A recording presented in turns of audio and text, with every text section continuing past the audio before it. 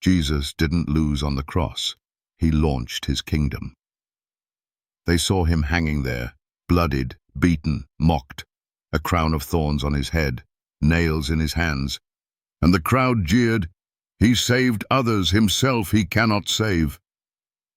To them, it looked like defeat, the end of a failed movement, another dead revolutionary. But what they didn't know was this: he wasn't losing, he was launching. The cross wasn't a collapse, it was a coronation. Colossians 2:15 says, "And having spoiled principalities and powers, he made a show of them openly, triumphing over them in it." What looked like weakness was divine warfare. Jesus wasn't destroyed by the cross. He used it as a throne to crush the kingdom of darkness. Satan didn't kill him. Rome didn't kill him. The Pharisees didn't kill him. Jesus laid down his life on purpose, with power and on schedule. He said in John 10:18, "No man taketh it from me, but I lay it down of myself." He didn't get overpowered. He took authority. So to every skeptic who says, "Your Savior died in shame," I say yes, and he turned that shame into a scepter. To every pastor who downplays the blood, afraid of sounding offensive, what gospel are you preaching?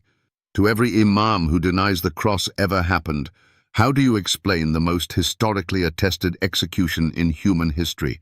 To every priest who ritualizes Christ's death but forgets its victory, do you not see the throne hidden in the wood? That "it is finished" wasn't a cry of surrender, it was a war cry.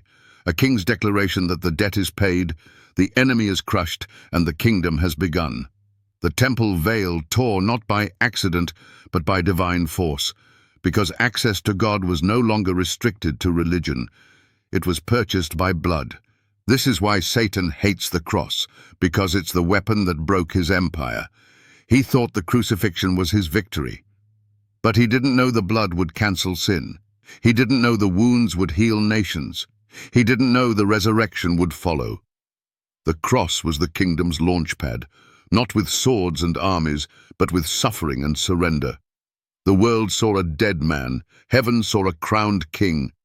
Jesus redefined power that day. He ruled from a tree, not a throne.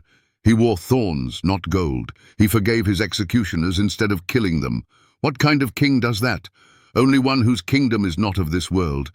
And now that kingdom is spreading not by violence but by transformation, not through politics but through resurrection power. And you, yes you, are invited in. Not by birthright, but by blood. The cross demands a response. You can't stay neutral.